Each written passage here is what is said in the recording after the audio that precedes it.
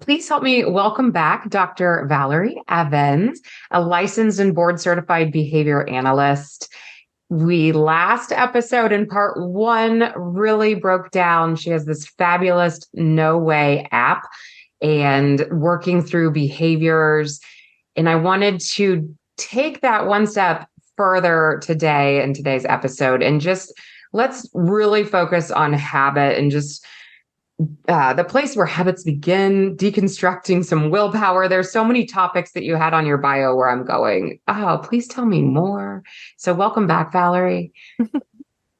Thanks, Lindsay. Thanks for having me back. I love talking about habits because that's what behavior analysts are looking for, patterns of responding.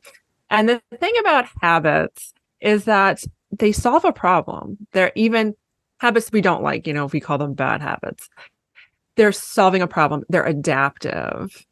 They're there for a reason. We don't just randomly pick up a pack of cigarettes and start smoking for the rest of our lives.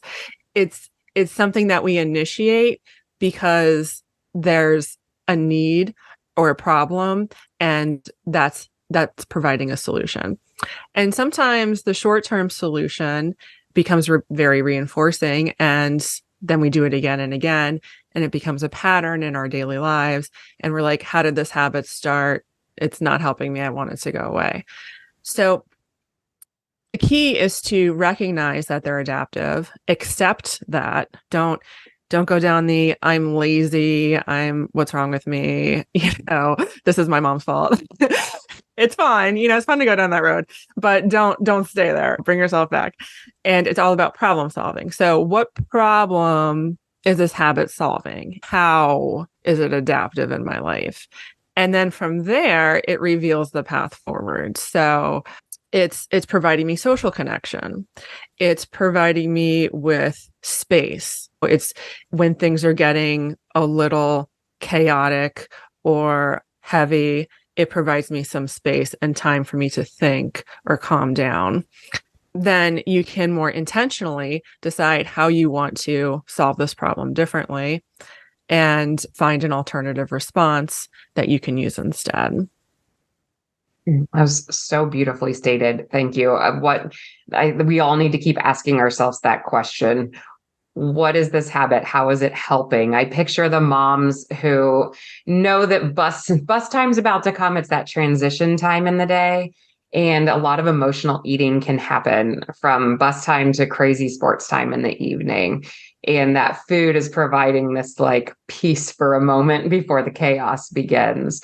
Or I love a glass of wine while I'm cooking, and I feel like it's providing this me time I've really had to think through that. Like, why do I care so much? And it boils down to, it means me time.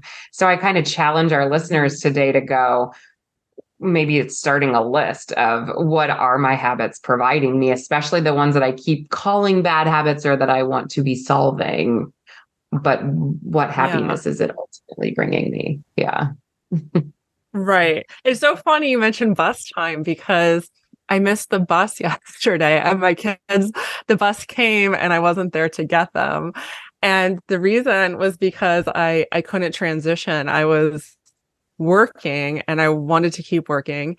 And it's that transition. And you pointed out, it's so nice to like hear that articulated, that other people experience that too, where it's the mid to late afternoon crazy time where it's just complete chaos that you need to manage, and even, kids coming off the bus is a extreme example of that, but just an everyday transition from work to home, even though you want to be home and you're happy to be home, it's still stressful because you're shifting gears and, you're trying to move your focus and you're trying to attend to what's important in that context, but you're still wondering about that email that wasn't answered and tempted to check your phone and create a checklist for tomorrow. And you have all that other stuff that's just kind of like easily interfering with your transition. Oh my goodness. Yes. I think about transitions actually all the time from that a school transition, even a summer to school year transition, or more importantly, school year to summer transition. Yeah. There we go again with like kind of routine and calm to all of a sudden like you got to figure it all out. That there Mhm. are a lot of transitions, holidays. So I feel like that would be a good one to talk about with habits and breaking of, Yeah. and I don't know, with that, would it be almost breaking of an emotional state? Like if we think we're panicking going into the next chaotic moment, what is some of your advice around kind of breaking that emotion down and finding something else that serves us? Am I asking that right? Yeah, no, that makes complete sense. And I do think it's the emotional transition that's difficult because we become engaged and invested in what we're doing, and that makes us better at it. But then we have to kind of break that and start another one, and we're creating a new context. And you can really leverage that idea of creating a new context proactively. My husband actually made me aware of this. I don't know if you know the writer Aaron Sorkin. He did The West Wing. He's a TV writer. He was talking about his writing and how he just sometimes he just wants to spend all day writing. But spending all day writing is really hard to do because you go on a little sprint and then you just kind of like hit a block and you have nothing else to say. So he gets through that by resetting his context. And what he does is he hops in the shower, he takes a shower, he changes his clothes, and then he sits back down, and it's like a brand new setting and a restart. So you can leverage the same idea. Showers are like my favorite thing to do. I don't really start my day unless I take a shower. And then the same with the evening, if I'm going into the evening not feeling great, maybe I'll take a second shower and just, be fresh again for bedtime. Whatever it is that you can do to completely reset yourself. And our responses are paired with cues. So if you focus on that cue or the trigger and you want to change that first, then modifying your response is going to be so much easier.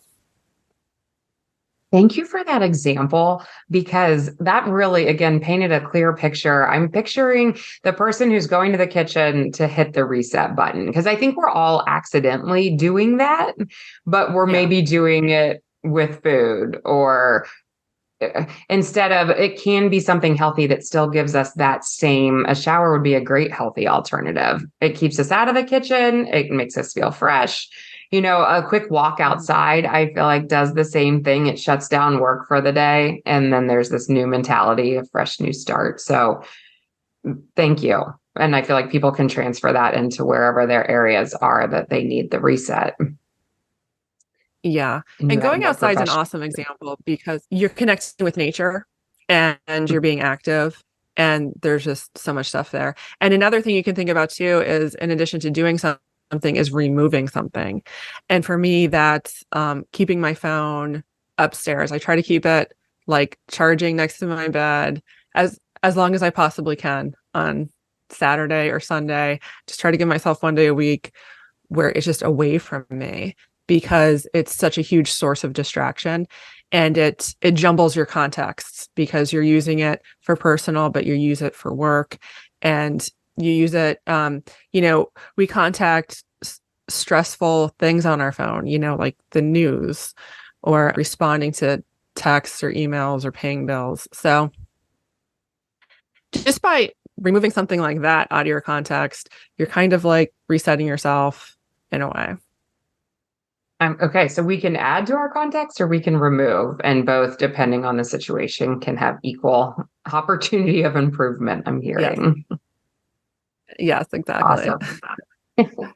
So we're talking all about habits. Like, why do you think habits are so hard to break? Do you think we're fed false belief around them? The whole idea that we hear 30 days to break it, blah, blah, blah, or stick on this for 24 and you'll Mhm. be a new person. Do we Yeah. have false expectations around habits? Yeah, I completely agree. I completely agree. It's like the New Year's resolution mentality. I'm going to draw this line or I'm going to do this 30 days. And it's just, when you're feeling that, because everybody feels that, I'm like, for me, it's like, oh, my birthday, like, oh, I'm not going to do this in the next year. It's a fresh start, or back to school, like it just feels like a new beginning, and I'm not going to take this with me or that with me. But the reality is that there's no straight path to follow. A 30-day challenge or a 7-day cleanse. It sounds wonderful. Like, you're telling me what to do. All I have to do is do it. But the problem is you're following some type of program that's not individualized to you, and that's telling what to do and is short term. It's not generalized into your life. So real change is about paying more attention to yourself and how you feel, your levels of arousal. Oh, I'm tired all the time, or I'm hyper, or I'm distracted, and emotionally how you're feeling. And then finding your way from there, finding new ways to respond by recognizing different patterns that you want to break. And you're just setting your path forward yourself, and it takes a lot of confidence. It's just easier to say, oh, I'm doing this thing and all my problems will be solved. If I can get through this 30 days, this is going to be wonderful. And it's going to be a new me. Look back on other times you've tried that, and how did you feel? And how did it feel that it was an all or nothing, I have to do this, or I'm just going to fall off the tightrope and I'm going to be further down than I feel right now. So allowing yourself to feel confident and calm and patient, and listening to what your body's telling you, what your contexts are telling you, your history of responding, and being able to see the path forward from there. So ultimately, what I'm hearing from you is that unless we build a new habit that fulfills that same level of need, and let's just take the de-stress need, that even if we can avoid doing emotional eating at bus stop time, we'll keep using that example, until we fill that with something totally different, the habit will never really be broken. Like, we'll always come back to what we know works until we can insert another tool that works equally well. Is that a good way to explain that? Yeah, definitely. And it's actually two options. One is an alternative response, and the other one is to take a look at, why am I so stressed at bus stop time? Why is this transition so hard for me? How can I make this transition different so I'm not having this huge emotional response that I have to find a way to diffuse? Good. And we can do that better with connection and engagement. What if I had some questions I asked my kids about their day and was like really able to listen, or make a habit of sitting down and they can go over their schoolwork with me, or when they're watching their show or playing their games to transition from school, that's an opportunity for me to, whatever it is, fill in the blank, something that is going to enhance your own mental health and interrupt that emotional escalation that maybe doesn't need to happen quite to that degree. That's so good. I also think that your phone example, I just want to reiterate that with putting it elsewhere. Man, when the kids walk through the door, and if you don't have that distraction and you're truly your full focus, I had another podcast interviewed guest say she has this stop, drop, and fold. You like stop what you're doing, you put down whatever in your hands, and then you fold your hands and just listen. And I love that visual. And it's kind of what you're saying. You're like turning this into a calm, peaceful, all of my attention is here. And therefore it's less stressful because I'm not trying to still work and have attention and. So sorry, I have something in my eye. Yeah. Thank you. So well stated there. The other thing that keeps creeping into my mind is I have had somebody else say that willpower is a trap, and you have a statement of deconstructing willpower. I would love to hear all your thoughts around when somebody's beating themselves up because they don't feel like they have enough willpower. What are your thoughts that come to mind on that? Yeah, the whole idea of willpower, I feel like willpower is the only motivation that exists, because it's just like all we talk about is the only one that we're really considering. And essentially, willpower is like you get so fed up with the way you feel, or, I'm not going to say you get fed up with the way you look, because really it's the way that you feel about how you look that's going to motivate you to act. So you have all this disgust and this motivation to escape that feeling, then that's what I would call willpower. And that's why starting something like a calories in, calories out program, that's where it begins, with like disgust. I'm going to take care of this. I don't want to feel this way anymore. I have all this. I'm not going to put up with this anymore mentality because I want to escape feeling bad. And then you do it for a few days or a week, or maybe, you do it for 2 weeks even. And it's like, okay, well, I can do this, so I'm feeling more confident. And I lost 3 pounds, so I'm feeling more confident. And all of a sudden, you don't have all that disgust anymore. You're feeling a little bit better. And then your willpower disappears because you're not as disgusted and you're actually happier.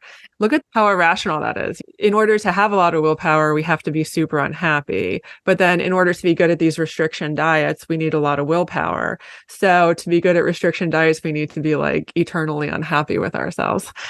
And where do you end up when that's your approach? So alternatively, you could be like approaching something. There's something that you want, not something you're avoiding, but something you're trying to access.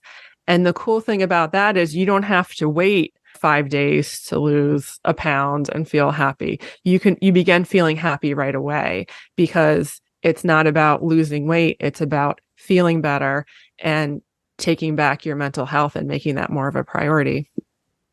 And then you instantly begin to feel better.